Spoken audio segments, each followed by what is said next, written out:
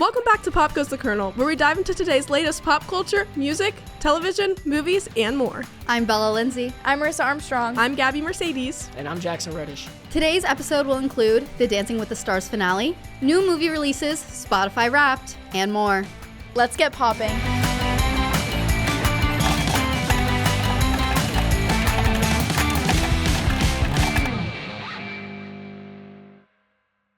The opinions expressed on this podcast are the speaker's own and do not uphold the opinions expressed by the Kentucky Kernel.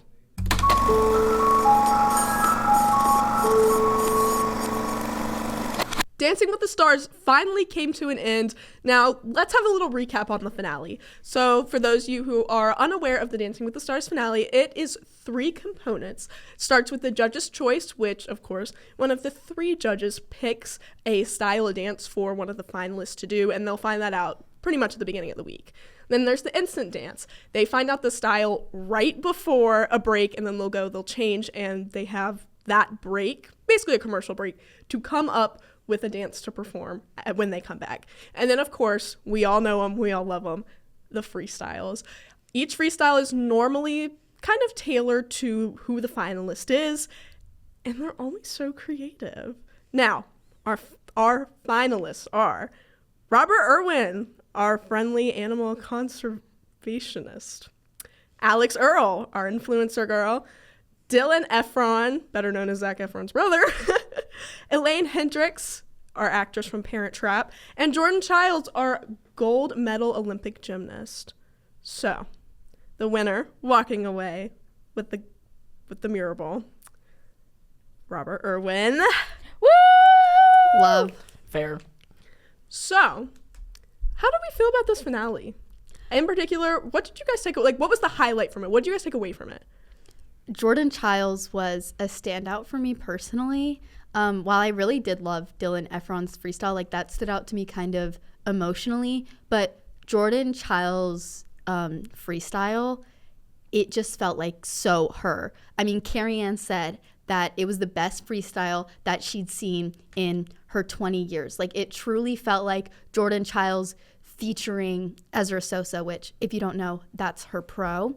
And it was just so amazing. It was so her. And it truly was the standout of the night. If it was just that night alone and we were basing off that, Jordan Childs would have won for me. Absolutely. It was so different, too. I love that it was more of a hip-hop based, because freestyle there's no rules. You can go as far off the hinges as you want. You can start in a full ballroom Latin kind of dance and immediately switch into that hip-hop if that's what you wanted. And some of the pros and, of course, the celebrities actually did that, which is really cool. I just like how Jordan's it was Jordan. And it was so cool because Jordan they brought out Normani, who sang the song that she was performing to, and I thought that was really cool to include that part. And also ironic because Normani was previously a member of Fifth Harmony, who, if you don't know, Lauren was on the season prior. Lauren from Fifth Harmony got eliminated earlier. So it's kind of funny I saw a TikTok, which was hilarious, saying Normani danced more than Lauren did on Lauren's season. Yikes. I was like, dang. But I agree. I thought Jordan's dance was incredible. No, I agree. I think, to me personally, that was the best freestyle. I like Jordan's best. I mean, she had Queen Bee and Normani playing. And it takes a lot to wow me because I'm not a Dancing with the Stars fan. I'm not a person that's going to watch every episode, but I was told, Jackson, you got to watch the freestyle. You got to watch freestyles. And I wasn't impressed by Dylan's. I wasn't impressed by Elaine's. But Jordan's, I was impressed by, and it was my personal favorite freestyle. So you know who you did name on that list? Who, Robert Irwin. So what about Robert's stood out to you? Robert, I think if you're going to do that Robert's Alex head-to-head, which one did better? I think Robert did better than Alex. I think Robert did better than Alex, their freestyle. I wasn't impressed by Alex really in her freestyle. I don't like how they put the Tate McRae, the added sports car, which was really not even 10 seconds of that. But Robert Irwin, I thought was more electric to watch. That's really interesting that you bring up the sports car, because the whole week when they released songs, Alex was really building up, it's going to be Maneater times sports car, right. And everybody was so hyped for the sports car aspect of it all. I mean, her costume that she wore, it was very sports car. It was black and yellow, just like Tate McRae's. I mean, it was very sports car. So when they started with Maneater, I was kind of waiting for the sports car to start and they maybe played 10 notes of it, me and my friend that I was watching it with was very, very kind of disappointed in that. And I think that's just kind of left like a bad taste in my mouth for Alex's freestyle. I agree. I was very upset with that. I thought she did really well, and I thought she definitely excelled, and I think it showcased all of the progress she made throughout the season. But I agree that I think other people probably did a little bit better than her. I think it's really interesting that you said that you didn't enjoy Dylan's, because I did not. Dylan's was my highlight of the night, and maybe Really? it's because I come from a dance background and I really enjoy those lyrical and contemporary pieces, and that's what was showcased. Daniela, his pro partner, is known for her freestyles. She's been on 6 seasons of the show, and she's made it to the finale now 4 out of those 6 seasons. So she's gotten 4 freestyles. Not even because she's been gifted these like pros that are going to for sure make it to the finale. It's because she's such an amazing teacher, and I think you could really her choreography in that piece was showcased so well, and it took you through Dylan's journey throughout the show. I think a big part of why people started to fall in love with him on the show was because he started off dancing to Milkshake, and then he progressed throughout the show. He was really bad his first episode, but he learned to love dance, and I think we really got to see that through his piece, and you could tell his passion for what he was doing, and I just really appreciated that as a dancer, him being able to tell a compelling story. His whole freestyle, it really made me emotional from his package through it all. And again, like you said, Daniela is such an amazing choreographer. I mean, the amount of TikToks I saw saying like, you know, who cares about Dylan Efron going to the finale? We need to see Daniela's freestyle choreography. But I mean, Dylan truly, you know, he didn't start out amazing, but he truly did progress, and it was nice to see it kind of come to a close with that freestyle, and it did make me emotional. Continuing on the freestyle talk, let's talk about one that was so out of left field we didn't see it coming. Whitney Levitt and her pro partner Mark Ballas coming to do their freestyle. Now, we all know the controversy. We've talked about it before. Whitney and, of course, the new season of Secret Lives of Mormon Wives. A lot of speculation is that she was kicked off of Dancing with the Stars because of everything that went down with that season. And a lot of people said, oh, she would have won. Now, Whitney, good for her, going to Chicago on Broadway. That's awesome. And honestly, with her dance background, that's a really good role for her. She's going to be a part of the ensemble for Chicago. And you know what? I think that's a good place for her to be. I think Broadway is kind of where she was meant to be. And I think despite not being able to go to the finals for Dancing with the Stars, she's still getting something out of it. However, they performed a freestyle that was a little controversial based on whether or not she should have performed it. Now, did we all see this? Yeah, and I mean, on like Chicago thing, she has a very similar trajectory to Ariana Madix, who people absolutely loved. She was 2 seasons ago. And so people kind of predicted this whole Chicago thing. But the freestyle on Call Her Daddy, number one, it was not going to be, if she had performed it on Dancing with the Stars, actually, it would not have been the same. There were an insane amount of cuts, all these things. I think it was ridiculous that ABC paid to produce it, like in one of their studios. She didn't even make it to the finale. Like, having a freestyle is something that you earn by making it to the finale, and she did not do that. I mean, I came downstairs at home and my mom was looking through the last episode and she was like, where's Whitney's freestyle? Where's Whitney's freestyle? And I'm like, she didn't even make it to the finale, Mom. She produced that on her own. Like, it's on YouTube. You have to go find it separately. It took away from all the hard work that all these finalists have put in, and to me, it was just, I saw it as extremely like stuck up and bratty. I was going to say the exact same thing. I think, why are you going and saying all these things in an interview? Essentially saying, like, you don't think you deserve to be eliminated. It is just a slap in the face to all of the other finalists in a way. And I did watch the dance. I thought it was incredible but that's because they had so much production going into it and cuts. That dance would never have been feasible to put on the show because they're putting water in their mouths so they can spit it up. They're doing all these different jump cuts and things. They're getting like the paint or whatever it may be. It would not have been feasible on Dancing with the Stars, like you said. And I do think her going to Chicago makes a lot of sense because she's going to leave Mom Talk again. That's all I'm saying, because now she has a route to get to these other places. Chicago is known for their stunt casting. That show is exclusively known for only casting celebrities because it is one of the longest running shows on Broadway, and that's because they keep bringing in influencers and people who don't deserve to be on Broadway, but people are going to go in to see the show just because they know the famous face. Like you said, Ariana Madix did the exact same role that Whitney's about to do. And something that I just realized too, Whitney had like an extra 2 to 3 weeks to practice this freestyle, this overly produced freestyle. And, you know, we talked about this like at the beginning, Mark Ballas choosing Whitney because he kind of chooses his pros to, or his contestants to like quote unquote win. I think it was he's kind of was enabling the behavior, especially on the Call Her Daddy episode. And it really was just an absolute disrespect to all the finalists, and the fact that ABC, who also runs Dancing with the Star, helped them do that. It's, like you said, slap in the face. And Marissa, you and I kind of butted heads about this a few episodes ago about Whitney having that dance experience, which I'm not totally against, having a little bit of dance experience despite her getting a degree in it.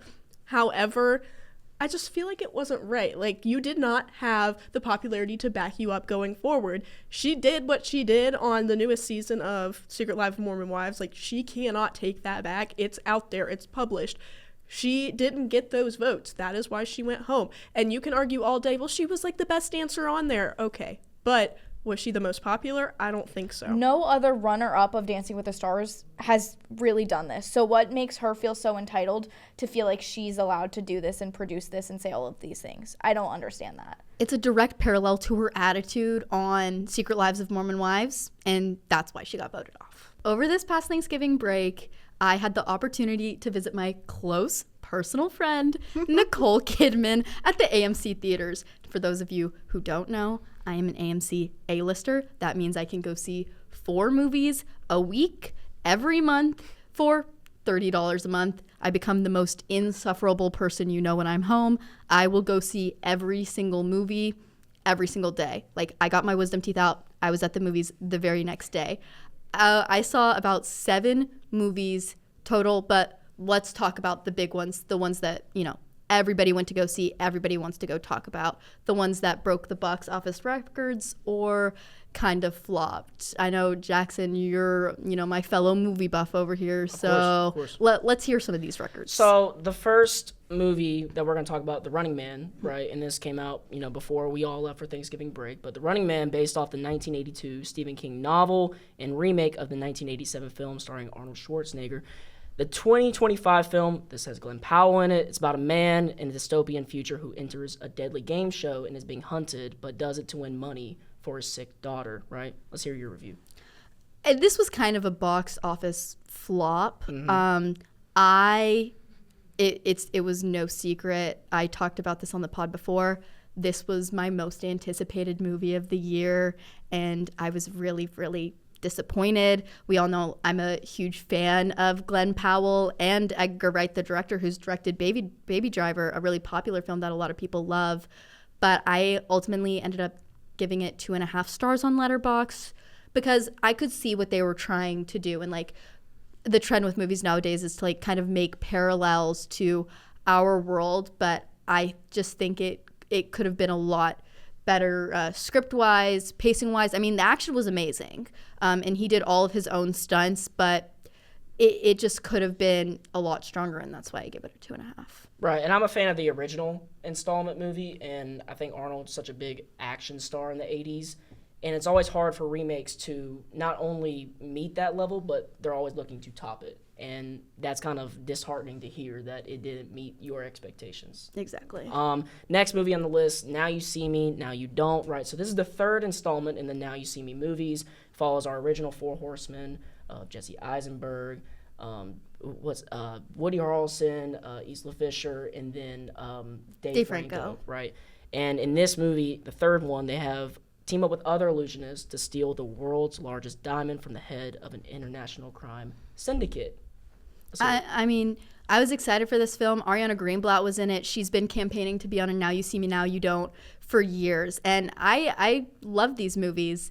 I gave it 3 stars on here. That's my actual review. On Letterboxd, I ended up giving it 4 stars because there was a whole F1 subplot for some reason. I went to go see this with my mom and I had no clue. And she turns to me and she's like, "That's why you wanted to see this movie." But I just thought in some places it was kind of really cheesy.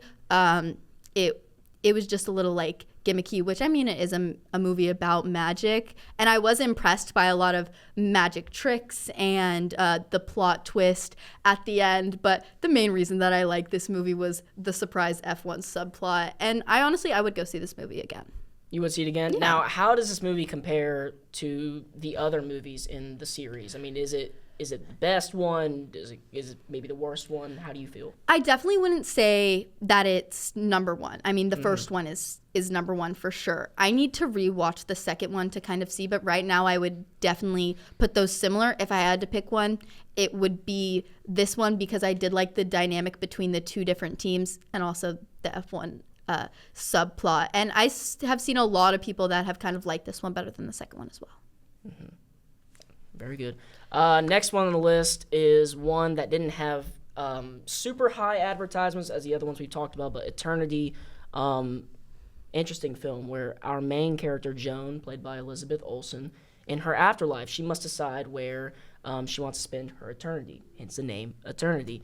Does she want to spend it with the man she spent her entire life with, or does she spend it with the love of her life who died when he was super young, right? Let's hear your take on it.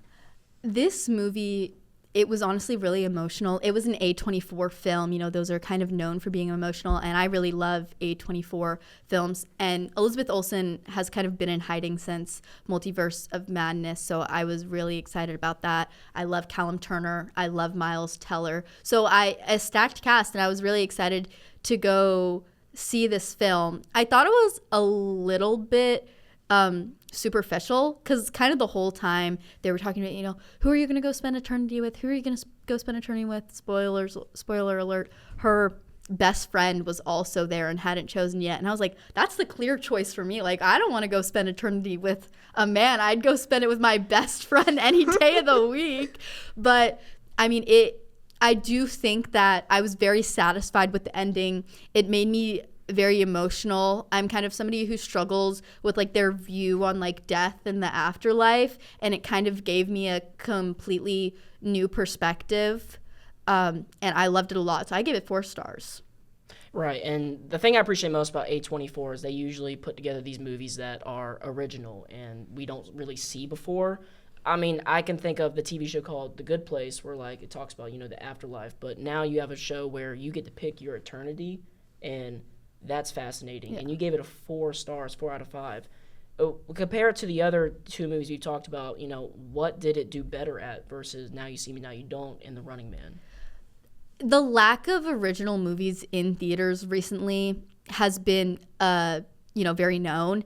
And this one was one that was extremely refreshing, an extremely refreshing idea. And, you know, you could pick where you spend your, there was literally like a Disney World, Beach World, like World with No Men, like Paris Land. You could go spend it anywhere you want. And I kind of was on the edge of my seat like the whole time, like, oh, who is she going to pick? What is she going to do? And I was like, if I was in this situation, I don't even know what I would do. I mean, I would go pick my best friend like any day of the week. But with the 2 men, and it was so like switching up, and it was just really refreshing to see this new original idea that was done extremely well. I mean, the afterlife is such a like talked about thing, you know, based on different beliefs and things like that. But I mean, it treated it very sensitively and wasn't like offensive in its discussion with that at all. And any movie that kind of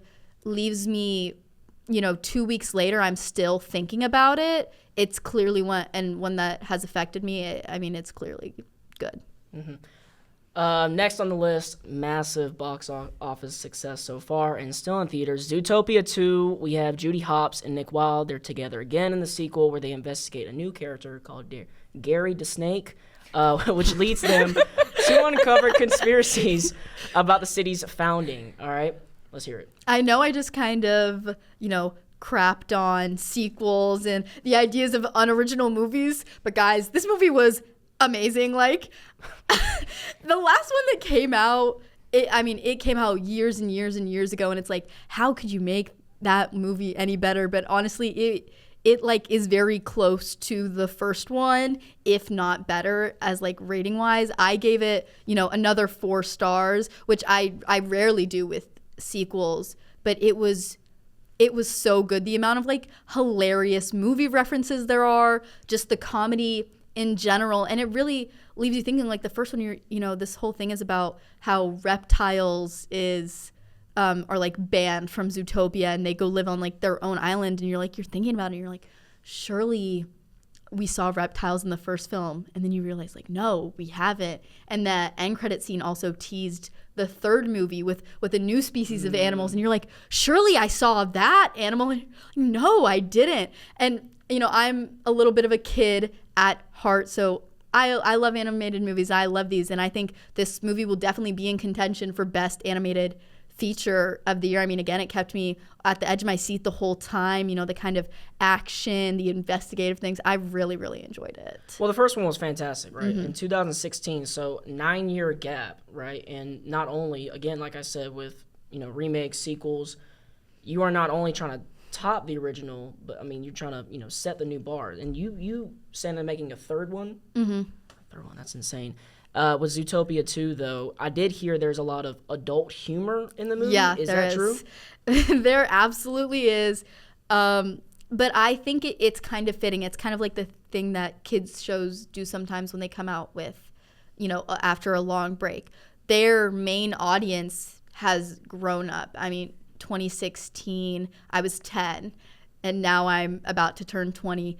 My humor has grown up, everything, I've grown up as well. So it's kind of nice to hear, like, in the theater, there were all these adults and kids. It was like half and half, and all the adults were laughing and all the children were laughing. I mean, it was absolutely hilarious, and I think, it had something for everybody. And for a Disney film to be able to do that, the last animated one had kind of flopped. They've been kind of flopping in theaters recently, Disney originals.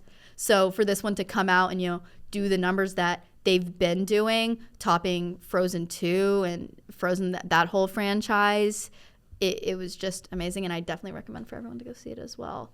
But a movie that I know everybody at this table has seen, Wicked for Good. Mm-hmm. Let's talk about it. Let's dive in. 1 year after the events of the first film, Elphaba is continuing her fight against the wizard and has been deemed the quote-unquote wicked witch, while Glinda is, the new public face of Oz. This movie is the second act of the musical, and it's also happening at the same time as The Wizard of Oz. I gave it 3 stars. If I saw it again, I might give it 2.5. I definitely don't think it was better than the first one, but let's hear your guys' thoughts. Honestly, my favorite part about the second one was just the music. I mean, No Good Deed had me in what felt like a chokehold. I still hear that song all the time. I did not like it as much as I liked the first one. I felt like the first one was a little more entertaining for me. It really grabbed me in, mainly because I know the first act of the musical a little bit better. But For Good, and of course the song, and No Good Deed, absolutely loved it. And of course we heard Cynthia Erivo's new song in this one as well that was not a part of the list at all. Created it her own. She sang it, and I was 50-50 on it. It was good. Wasn't fantastic, but of course her vocals are so amazing that I would definitely listen to it again. But I think the music was a make or break for me on this movie. I definitely agree with you. I think this movie definitely was not as strong as the first one. I really enjoyed it. I love this franchise so much, and I think it holds so much power, and just the story of it all is so meaningful. Like, I was almost brought to tears. I know many people when they saw it were brought to tears when For Good was happening, because you really feel that raw and emotional connection between Glinda and Elphaba and just how strong their friendship really is. And I know it got a lot of people reflecting, thinking about their own friendships in their lives. I mean, that definitely hit for me. Like, I'm thinking about my own experiences while listening to that song. And so it was just so powerful to see.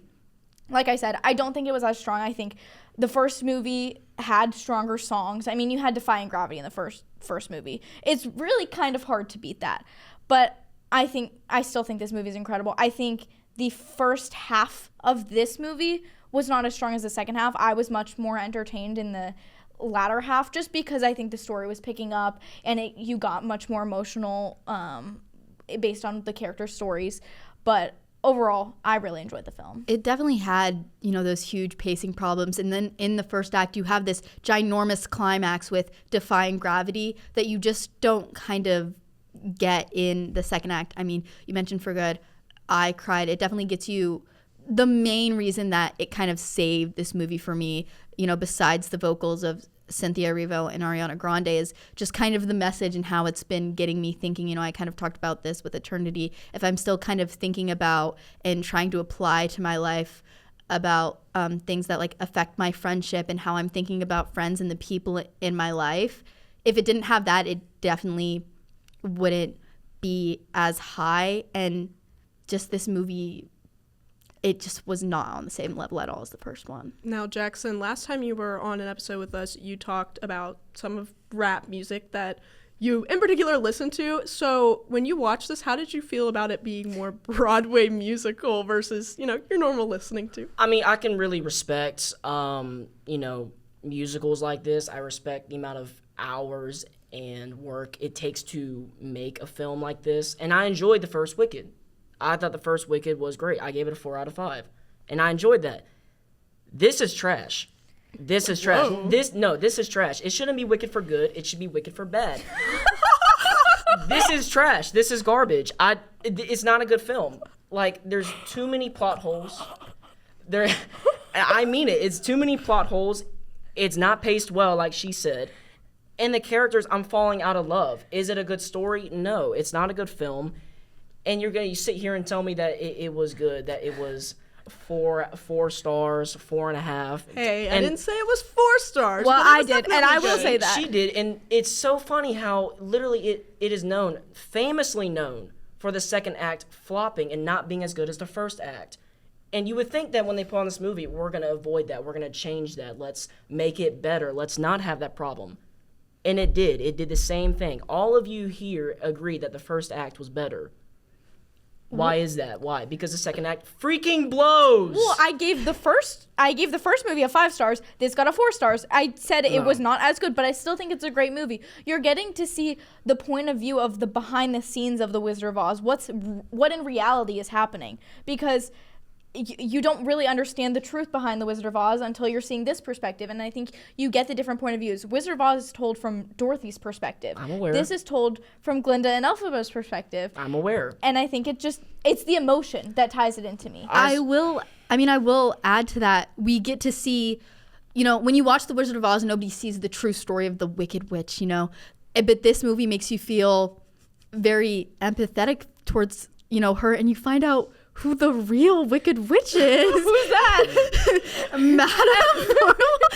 Flip it around. Wicked Witch. Let me talk about this craze right now. So, alongside this movie, all the promotions are happening. Michelle Yeoh's character, Madame Morble, she noticed something, and that's that if you have her letters, MM, Madame Morble, if you flip it around, it's Wicked Witch. And she says this in every single interview she has done, and it's become this viral meme and sensation because the character of Madame Morble turns out to be this evil, essentially is the actual Wicked Witch, not Elphaba.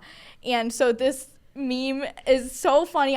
When I was watching the movie in theaters, anytime she would come on my screen, I went and flipped my hands doing the MM Wicked Witch because I just think it's hilarious. But I mean, I love seeing the celebrities that are also doing it. Now, come on, we've all seen Milo Manheim doing it. He'll go, Milo Manheim, flip it around, Wicked Witch. And I think it's so funny. And it kind of adds a little bit of a funny spin on it, too, because regardless on how you feel, You can't lie. There's got to be something good that comes out of it. But Jackson, you gave this a 2.5 on Letterboxd. I gave it 2 out of 5. Was there anything redeemable about this movie for you? Was there a favorite song? I mean, there's got to be something. I think Ariana Grande did a spectacular job. I think she did better than the first act. Cynthia Erivo, I thought she kept the same level. I didn't see any kind of difference in acting. It was good. Still a great level, but I didn't see anything that was better than the last. I think Ariana Grande put more emotion into this role. I think the movie was also a little more curated towards her, and I could tell her on-screen presence, a lot of scenes where she was emotional, she was crying, and you could tell, like, oh, she's more than just a great singer. This is a great actress as well. And it's not terrible in the sense of 0 out of 5. It does get 2 out of 5. I love, what they did with making it a practical set, the colors, it's vibrant, it's Ariana Grande playing a great role, but it does take away 3 stars for many, many, many freaking reasons. Now, I'm gonna bounce off of what you said about Ariana Grande. You have seen her talk about, and you've also seen other people talk about her emotion in it. There was a scene between Glinda and Madame Morrible, and she genuinely gets terrified. It's when, of course, Madame Morrible tells her to sit there and shut up. Mm-hmm. And she got so emotional. I believe she said she ended up actually crying. So I love getting to see how emotional she gets with it, because you can also see the growth in her character. Of course, Glinda grows throughout the second act, but she really portrayed that well, because by the end of the movie, spoiler alert for those who haven't seen it, she grows the courage to go up to the wizard and say, get out of my town. Yeah. Do not come to my town anymore. Same thing to Madame Morrible. She said, oh, well, the wizard, he's going off into the hot air balloon. We're not going to see him again, and maybe it's best you do the same. She grew so much, and then also to see her continuing on Elphaba's legacy, not knowing the plot twist that I did not expect for Elphaba to still be alive. I just loved it. I loved seeing Ariana Grande really just get in touch with Glinda. I feel like that role was meant for her, and we all know that she absolutely adored this.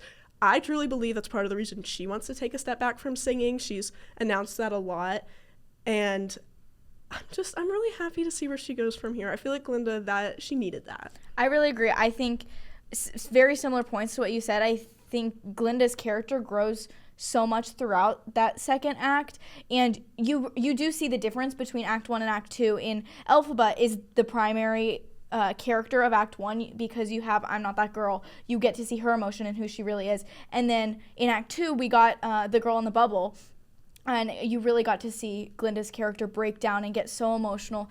And it really hit me. I really understood her character in that moment, where she was coming from. Yes, she may be annoying in Act 1. She may think she is everything and all that. But then you get to see the reality of who she is and how much she cares about her perception of herself from other people, how much she cares about her friendships, and just overall wanting to be the good. It's funny you say that, because we did get a Not That Girl reprise when she's standing at the altar in her torn up wedding. But you know what, Jackson, if there's anything you're going to take away from it, it's that my girl Cynthia better get her EGOT with her performance.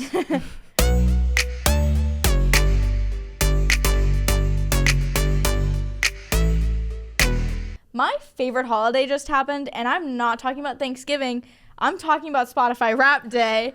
I love Spotify Wrapped. It's my favorite day of the year, like I said. Essentially, what Spotify Wrapped is, if you don't know, it's an annual marketing campaign that Spotify puts out every single year, where users can see all of the statistics in music, podcasts, audiobooks that they listen to throughout the year. And you really just get to learn a little bit more about yourself and your listening habits in the year.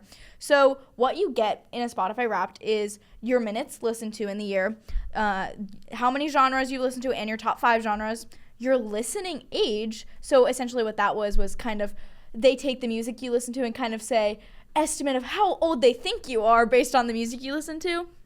We have number of songs and your top 5 songs, number of albums and your top 5 albums, same for artists. And then aside from all the statistics, you get artist fan videos. So your top artist can submit videos into Spotify to send out to its fans. And just, it's a personal, like, selfie kind of video a lot of the times, or they can be funny depending on the artist. Just a little extra fan video for all the fans. You get a personality club, kind of describing what your music taste is and who else kind of fits in your personality. And then this year there were also extra bonus file statistics, which kind of included your dates of when you would listen to music the most, when you listen to your top artist the most, just kind of special dates.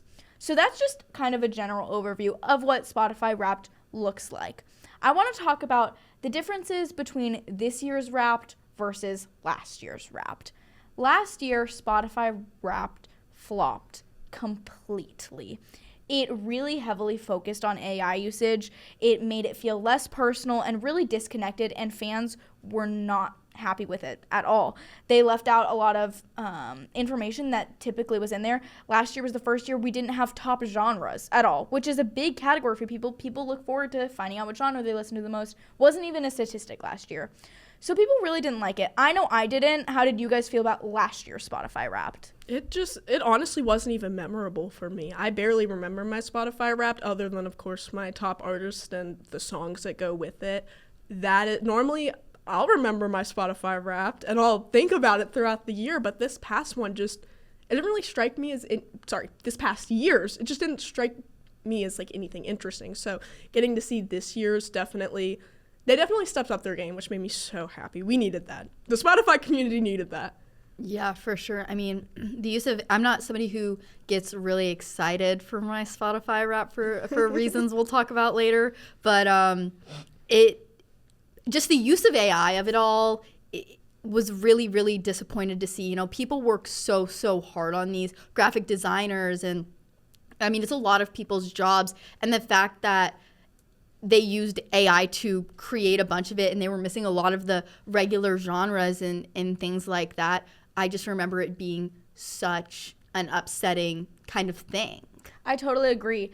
And with that, I know me personally, it made me not excited for this year's Spotify Wrapped. Every single year in years past, I have been anticipating Spotify Wrapped Day. I'd be counting down the days until the first week of December, and I'm like, oh my goodness, it's almost Spotify Wrapped Day. I'm going to get to see this. It was a huge hype for me. And this year, I almost completely forgot about it. I didn't know what day it was coming out. I didn't open it the second that I found out that it was out. I didn't have that hype. But I will say, they surpassed any expectations I had. This is the best year of Spotify Wrapped we've had in a long time. They listened to the people. They listened to everyone's complaints about the graphics, the AI usage, everything, and they ran with it. They included slideshows with interesting graphics, and it was interactive. There was an artist race. So when you were finding out your top artist, you got to see the artist race down a slide to see who was going to take the cake. There was a guessing game for your top track. You got to guess which one you thought was your number one out of your top 5. And then again, the files with extra dates and things was completely new. And I think they just really exceeded any expectations. I absolutely loved my Spotify Wrap this year, too. I was more into what I was kind of seeing. Like Bella, I was a little nervous because you guys have heard me talk a lot about things like K-pop Demon Hunters. You've heard me talk about musicals. And, of course, you've all heard me talk about Alex Warren. So I was very interested to see just what I would get. I think what I really liked about it this year, though, is they really showed you kind of their science to back it up. I really enjoy going in and seeing how many times I listen to certain songs. And when you compile it all together, you can really see where they're getting these statistics from that they're polling. And I really liked that. I feel like they haven't really done that. And if they have, maybe I've just been oblivious to it. But that made it way more special to me. What stood out to me this year was the artist videos. I mean, a lot of people had some really iconic artist videos. Noah Kahan's was in the trees, like woods, hiding. He was like, my producers, they're keeping me in the trees. Like, please help me. I need food. I need water. It was hilarious. You know, Conan Gray and Sabrina Carpenter were their usuals, being like, I'm sorry that you're really depressed this year. You know, I hope you get some help soon. And, you know, maybe I'll see you next year if you're really going through something. It was either Somber or Role Model that was like on the floor. Like it was Somber. Yeah, Dad, I get them mixed up. I thought they were the same person for like a year. I remember you saying that before, but the absolutely unhinged Spotify, the artist videos, I think is what can make Spotify Wrapped amazing as well. I know like BBNO $, was just like him staring at a camera for like 10 seconds. And, like, it was crazy. And then even K-pop Demon Hunters had they had one too. Had a fan thing too, and it was really amazing to see. So I think that's something that can also really make or break, and that's something I'm really excited to see as well. So it's nice to see kind of artists like picking up on the bit almost of not making it serious. I love that in particular. Sabrina Carpenter's, it was so funny, and I loved seeing people comment about it on TikTok too. She was talking about she was still in her like sparkly gold bodysuit. Yes, Yeah. just like I still am not out of it, and it cracked me up. Conan Gray, same as always, same every single year. He's like, I'm sorry you're depressed, and it's like you're going through a situationship. Like, I hope you get like make a better relationship choices next year. Exactly, and I love him for it. I love that he plays into the bit every single year. Alex Warren had the same thing. It was some girl being like, that really sucks that you're listening to him. He's your top artist. Like, it was the girl he used to announce his tour that like took him to court for her name also being Alex Warren. It was hilarious. She goes, that's really sad of you, and he's like, thank you, and then like all the lights shut off and he's like, I gotta go. And it was so just random. It looks like, oh, we have to film this, let me just film a little selfie. It literally felt like a vlog. I felt like I was watching a vlog every single time I was scrolling. And those were just some of the ones that people posted the most because they were so memorable. I mean, come on. We all know Noah Khan for being that, like, forest guy, if you will. So him saying, my producers won't let me out of the tree, just got me. Like, I was on the floor watching that. Now, I do kind of want to look into the Apple versus Spotify. Jackson is our Apple Music connoisseur. How did you feel about this year's Wrapped? Like, what was your take on Apple's side? Listen, you all are wrong. You all are wrong, right? You say Spotify Wrapped Day. We don't care. We don't care. We don't care about Spotify Wrapped Day. We care about Apple Replay Day. And it came out before Spotify Wrapped to show its dominance because it is better. All of what, a few hours? A whole freaking day before. Wow. So 24. Wow, impressive. Okay, So- but does You could do math. That's great. Does Thank Apple you. Music have fun games and interactive slideshows and all these things? To me, what Apple Music Replay looks like is it's just clean and it's not flashy and it's not fun. Better yet, do you really think Apple Music is more beautiful than the Spotify Wrapped? The only goal of Apple Music is to get it out before Spotify Wrapped. That's their only purpose. I agree. Listen, as much as I want to advocate for Apple Music Replay, I think last year they did a fine job. Then they did a great job with last year's. I think this year it lacked. It lacked a lot. It lacked character. It wasn't as flashy and fun. And Spotify, they did a lot more. You know, they had games. They did a lot more interactive things that Apple did not have, and they made it really cut to the point, and some things it just was weird. Like, they didn't have like a final page of like your top 5 and of songs, top 5 artists, your minutes listened to. They didn't have a final page that Spotify did. So I had to go to these different pages to find my artist, my songs, my minutes. I feel like they rushed it because they just wanted to beat Spotify. So Spotify did a lot better job than Apple did. I do agree. You can't lie. Spotify was pretty flashy this year. They were. It's disappointing because I want to be like, no, Apple's better. Apple is better. And then, like, the one time they have a competition, like Spotify, like, they sweep it. They sweep the floor. Absolutely. Well, now that we've kind of dived into general what these things are, what our Wraps are, I want to talk a little bit about our own specific Spotify Wrap statistics. I don't. I think a lot of people everyone ends up sharing these on social media as if they're proud of them. Mm-hmm. And some people don't, because people don't look forward to Spotify Wrap Day because they're a little embarrassed of some of their statistics. Me personally, I'm very proud of mine for the most part this year. I think my past 2 years have been pretty good. Years before, I've been very embarrassed. But I'm going to hold my Spotify Wrapped with pride this year and saying my top artists, very teenage girl. I got Taylor Swift, Olivia Rodrigo, Wild Rivers, Sabrina Carpenter, and Gracie Abrams. And that just sounds like a teen girl anthem to me, and I'm not ashamed of it. There are some of my top songs, and I'm like, ooh, that's a little embarrassing, but I digress. I think I'm very proud of mine. I will say this is the least amount of minutes I've had ever, and I'm kind of upset about it. I only have 22,000 minutes, and I think that's kind of embarrassing because I'm a music connoisseur, and I don't know why I have so little minutes this year. I will say when I saw yours, I was like, yeah, that's Marissa. Like, I love how sometimes when I see people's, I can look at it and be like, that's 100% them. Like, I definitely felt that way about Gabby's this year as well. Now, Bella, did you post your Spotify rap? I didn't post mine. Gabby, did you post yours? They're ashamed. They're ashamed because it was trash. Let me tell you all Let us why. explain. Yes, we need to explain this one. So, my top artist, no surprise here, Alex Warren. Following behind him was Rihanna.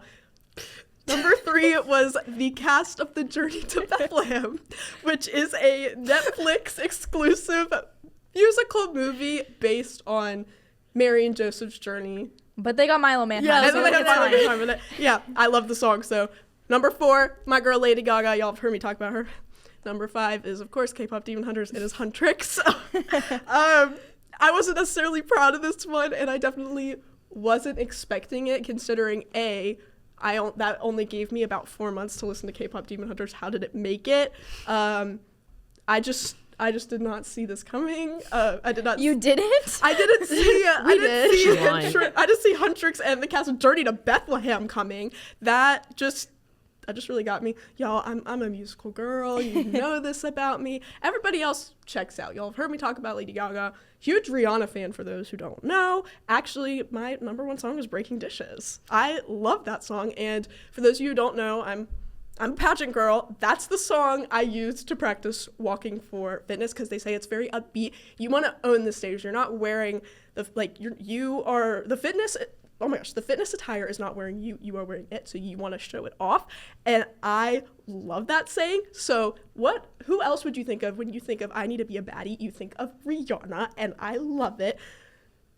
But, Well, let me say this for you for a second. It is not surprising to me that you only had 4 months to listen to K-pop Demon Hunters and it got on your rap because was not Has Been Hotel almost on your rap, and that's only been on since November. So when you listen to music, you're dedicated. I know that about you. So when I saw this, I was like, yes, this is very Gabby. So fun fact about this, all of my top albums, except for one, which was Alex Warren, were all musicals. My top one, Hamilton, followed by Huntrix, followed by Journey to Bethlehem, followed by Has Been Hotel. Now, for those of you who don't know, Has Been Hotel is Amazon exclusive. They had a season in, 2024? Mm-hmm. Late 2023, early 2024. Mm-hmm. The second season dropped. I had not listened to any of the music. It's basically a musical about demons fighting the angels. Yeah. I don't know how else to put it. And I told myself I was never going to watch it. And then I did, and it became a problem. And it became even more of a problem when one day I looked at Bella and I brought it up, and she said, no way, I watch it too. So Nerds unite on it. I was honestly shocked that you didn't have any on yours. I know how much you love some of the songs. I was shocked I even had the album up. I'm just glad none of them made my top 5. For songs, of course, following Breaking Dishes was Reflections by The Neighborhood. Second year this was on my playlist. I actually started listening to it for finals in 2023. I was shocked it had a comeback. Break Your Neck by Busta Rhymes. We go from Breaking Dishes, Reflections, Break Your Neck by Busta Rhymes, Abracadabra by Lady Gaga, and for the 3rd year in a row, Watch Me Work from Trolls 3. Now look at this top 5. We'll spot the odd one, right? Which of these does not match the rest? I think all of them don't match. I think it's Break Your Neck, right? It's Busta Rhymes. I don't think any of those 5 tracks match. My guilty pleasure is Busta Rhymes. He performed at Thanksgiving, and he performed Break Your Neck. And my sister actually did a hip hop dance for competition for him. And so it comes on, and she's screaming, crying, on the floor, and I'm like, break your neck, come on, break your neck, and I loved it. Well, it still fascinates me with Rihanna being in the top 5 because Rihanna hasn't released an album since 2017. So 8 years later, Rihanna's still found in people like you in their top 5, and not just top 5, it's at number 2. I mean, she's at number 2, and Breaking Dishes at number 1. I mean, I feel like that speaks for just her music in general, because I feel like you look at the rest of this list, and you would not expect, just Rihanna to pop up being my number 1 song, but a lot of her songs are still very relevant. I personally love Shut Up and Drive. It was on my top played that I read. I loved that one. I mean, I love them all. It's really hard not to. turn your face towards the sun. Like, that was still relevant today. And I'm just really happy to still see her coming around. I mean, we all saw her famous Super Bowl performance while she was pregnant. Fire. It truly was. I mean, imagine being pregnant and pulling off that show. That was phenomenal. So I still hope she continues performances, and even if she doesn't bring back an album, she'll always have one fan, clearly. Well, as embarrassing as you think your Spotify Wrapped is, I think it's clear that at this table I take the cake for the most embarrassing Spotify Wrapped. But before I say my Spotify Wrapped, let me explain a little bit. We all know that I am a movie and TV score buff. I love it. To me, it's not only the soundtrack to the movies, it's the soundtrack to my life. And philosophical. When get extreme there. When I go to bed, it's hard for me to go to sleep. So I just need to imagine, things. It's unhealthy to be looking at screens when you go to sleep. So the next best thing for me is listening to music. But if I hear words, I'm going to get distracted and start singing it in my head. But if I listen to movie soundtracks, I can picture the scene in my head and easily fall asleep. It's like comfort music. So now knowing this, let me explain my Spotify Wrapped. First of all, I'm always pretty impressed with my minutes listened. 197,245 minutes listened. Rookie numbers. All right. Rookie My numbers. top genre being soundtrack. Well, let's look at my top artist. Well, let me say this first. My number one top artist, I was the 13th person as like one of their most listened people. I was kind of mad that I wasn't number one. I was like, well, what other 12 people are beating me in this? Like, what the frick? So it's the Kevin Kiner, who does is a father and two sons trio who do all the music for a lot of Star Wars shows and movies. We all know I'm a nerd, especially about Star Wars and Marvel. Hans Zimmer, an iconic composer. Michael Giacchino, iconic composer again. John Powell, How to Train Your Dragon is up again for a Grammy this year for soundtrack. He composed that. And number 5, Sabrina Carpenter. So at least we got one normal person on there. And then my top songs was Epilogue Part 2 is in the show Ahsoka, when Ahsoka's seeing Anakin again. Stoic's Ship, which is, spoiler alert if you haven't seen the second How to Train Your Dragon. It's when Hiccup's father dies. Your Father Would Be So Proud of You, which is in Rogue One at the end. Dooku's Fall, which is another Star Wars one. And then a song from Band of Brothers.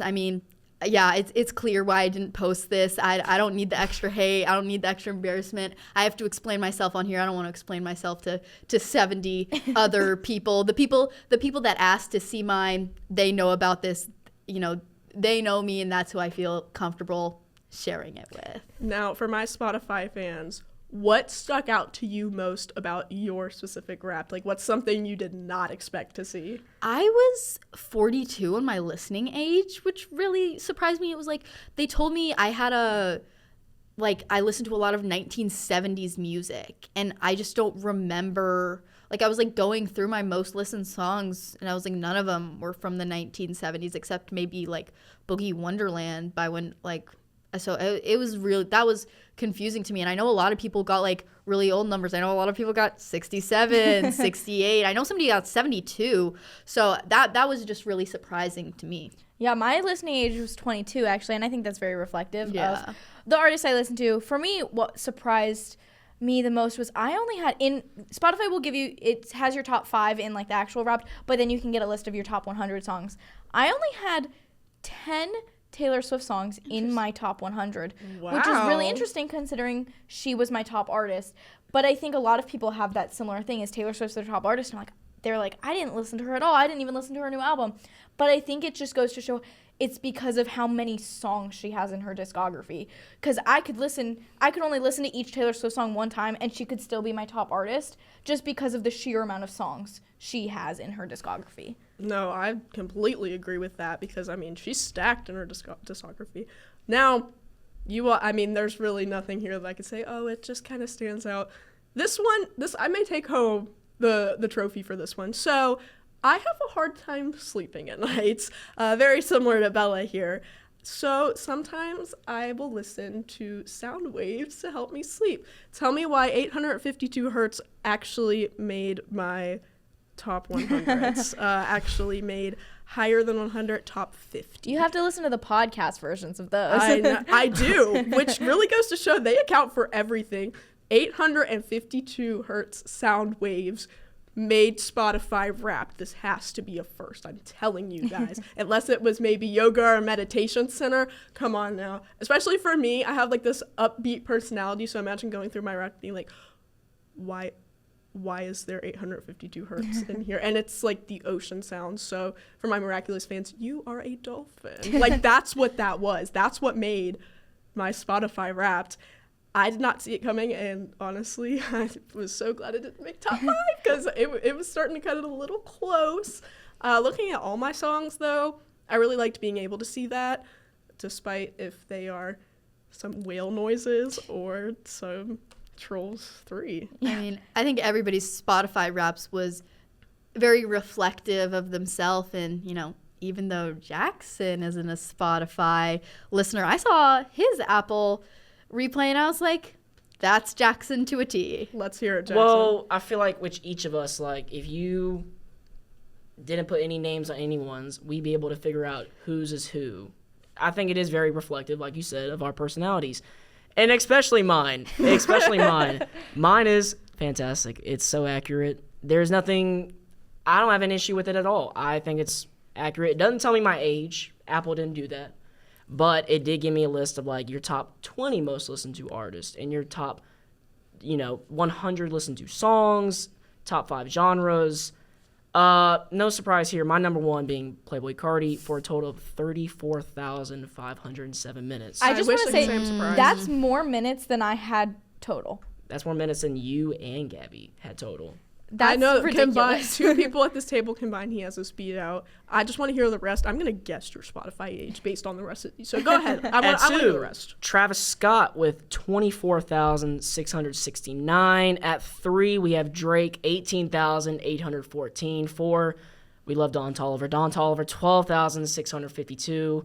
And 5, I'll stop here at 5, with Future at 11,988. So tell me my age. Tell me my age right now. So I am feeling like your age is going to be, if it is not 20 or 21, I'm going to have to shoot for 14. I'm not going to lie. 14? It is giving a little like middle school boy. When I Middle school boy? Oh. When I think of, in particular, your top 2 artists, actually your top 3, to me it's giving I'm a freshman in high school. Or it's giving, I had a rough day at work and I just need to relax on the couch watching football and drinking a Bud Light. Well, So, hey, at least it isn't that. No. What father is putting on I didn't Playboi say- Carti on the couch I watching didn't football? say father. I didn't What say else are you father. talking about? And then yours says screams middle school girl. and with I tears will hold that with She said- pride. And you have Alex Warren. Are you serious right now? That doesn't It's scream. good. It's good. No. I'm not going to take this slander because these are great artists. These are wonderful artists. These are innovative artists Jackson, who push the game. What? Tell me what are the odds that One Dance by Drake is in your top 5 for Drake? It's not. I don't listen to One Dance. I don't listen to. He doesn't listen to One Dance No, anymore. we're not. No, we're not listening to the most popular. We're not listening to God's Plan. I'm not basic like that. We're not listening to In My Feelings. We're not listening to these popular songs. We're listening to more niche. And my top 5, they're all Playboi Carti songs.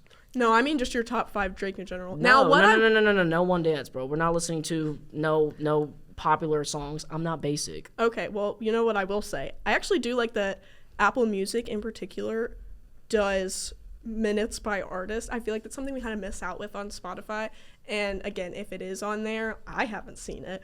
I'd kind of like to see how much time I spent listening to certain artists. It tells you the minutes of your top artist and what percentage you're in. But that's it. Like he got 5 people, and hearing how many minutes he listened to, which I gotta hand it to you, that's impressive. 26,000 minutes for like that's like sitting at your medium too. Total of 211,000. That's minutes. To ridiculous. me, this is crazy. I mean, me and you argue about the minutes listened. I listen to music every single night. I mean, that's 7 to 8 hours every single night. And then I'm listening to music all the time during class, my walk to class. I always have my headphones in or always have my, headphones on, AirPods in. So it's crazy to me that you beat that. It cracks me up, though, because when you read off your minutes, he said those were rookie minutes. If 100K is rookie minutes, Marissa, we might be in trouble. Almost We are 200K. definitely in Yeah, trouble. she had 197. You two, did you even listen to music at all this year? I will say, You gonna call yourself a music connoisseur? What is 22,000? What is that? I will say, I think part of it is because I don't have a car.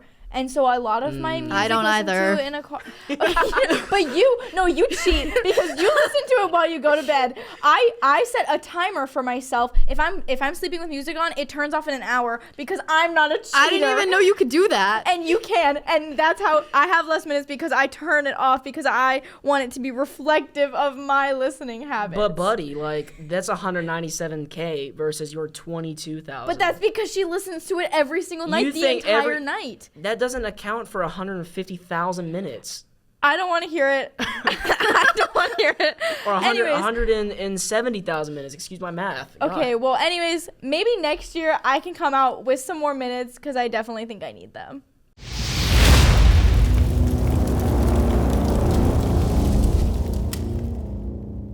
Guys, despite it being so cold outside and there being snow on the ground, it's starting to get really hot in here.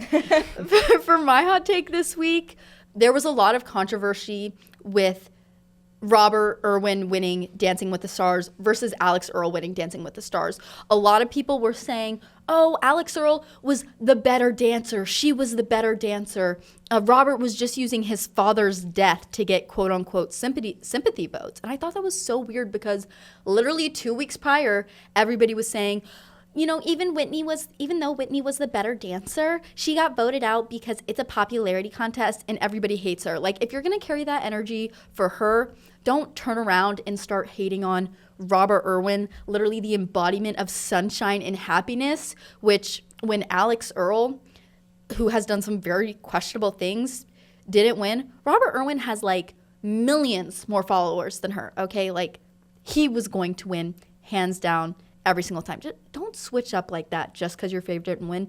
And especially don't go hating on people and saying they used their dad's death to win Dancing with the Stars. It is not that serious. Amen to that. Robert won fair and square, and quite frankly, I called this first episode he walked out, that first night, that first dance, we all kind of knew. And he improved, which is impressive to me because he was already really good.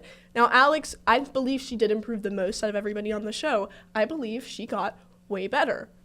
However, her performance just couldn't be beat. And also, it is a popularity contest. Come on now. Over half of your performance, as far as your placements in the show, reflects the people that vote for you. It was nothing personal against Alex. Robert has that backing. He's genuinely a good person, too. Come on now. Not only is he a beautiful man to look at, but he's a wildlife conservationist. Like, you can't get any better than that. I believe he deserved it. And it really makes me mad, people saying that it's just pity votes. Because heaven forbid you have a good male dancer 2 years in a row to win Dancing with the Stars. On the controversy. Now, Madame Morrible, Michelle was played by Michelle Yeoh. In my opinion, her vocals were not that good. I thought that they were very weak. And a lot of the controversy surrounded was they made a mistake in the casting of Madame Morrible. And I hate to be the bearer of bad news, but my hot take this week is I believe they are right. I didn't really like her playing the character as much because I believe there's someone out there who could have really grasped who Madame Morrible was supposed to be. Like, she could have been so much more conniving because, like Michelle Yeoh says in all her interviews, Madame Morrible is basically the Wicked Witch. So, I don't know. I feel like we were robbed of a really, really good Madame Morrible. Well, I wouldn't really necessarily blame that on Michelle Yeoh's performance. I do, again, a casting director, I think there's other roles in the movie, like people were hating on Jeff Goldblum, and people were hating, me personally, I don't think Jonathan Bailey was that good in the movie, personally thinking, but who do I blame? It's not them. I blame casting directors, and I blame John M. Chu for choosing these people for these roles. You knew what you were going to get out of it, you knew, and he handpicked a lot of them for this film. not to, totally segue off into something new, but I'm going to talk about Apple Replay. No one posts their Apple Music Replay. I can go on Instagram right now. I'm scrolling on stories, on stories, on stories. It's everyone's Spotify Wrapped. No one posts Apple Replay because I think they did a poor job this year. And instead of making it fun, easy to share, and easy to post, they just try to get out as soon as possible. And it just left more people hating on Apple and loving Spotify Wrapped. I agree, and I think part of that comes from not only because Apple Music is a little more boring and doesn't really have that. I think some people are embarrassed to post their Apple Music Wrapped because they're embarrassed they use Apple Music and not Spotify, because Spotify Wrapped Day is such a big day. No one cares about Apple Music, and people don't want to post online that they're Apple Music users because it's embarrassing. I'll be the first one. I'm not even the first one to say it. That's genuinely what I think. For my hot take this week, I think that the best movies only come out really during holiday seasons, and I really wish they spread them out more. We had so many movies released over this past Thanksgiving break, I couldn't even see them all because there were so many cramped into 1 week. Please spread out the good movies throughout the year so I can go and see them all. Wrong. You're just wrong. I'll say it right now. I mean, I'm getting ready to go home for Christmas break, and I'm trying to plan out, what movies I'm going to go see. The only big one is, Avatar. There aren't really that many good movies during Christmas break. If I go on the AMC and look at the amount of theaters that Wicked's taking up, it's a large amount. They're almost playing no other movies in comparison to Wicked, Zootopia, just 2 movies. I think they absolutely do spread it out. I mean, it's the summer, especially during the summer. The whole point of summer is that summer blockbuster. I mean, we had a million. We had Jurassic World, we had F1, we had Superman, we had Fantastic Four, and that's just to name a few. I think they absolutely do spread it out, and if they cramp it in anywhere, it's the summer. It's 100% the summer. We hope you enjoyed this week's episode. Be sure to check out our website at kykernel.com. And be sure to follow us on all social media platforms. That's X, Facebook, Instagram, TikTok, YouTube, and Spotify. Thanks for listening to Pop Goes the Kernel. See y'all next week.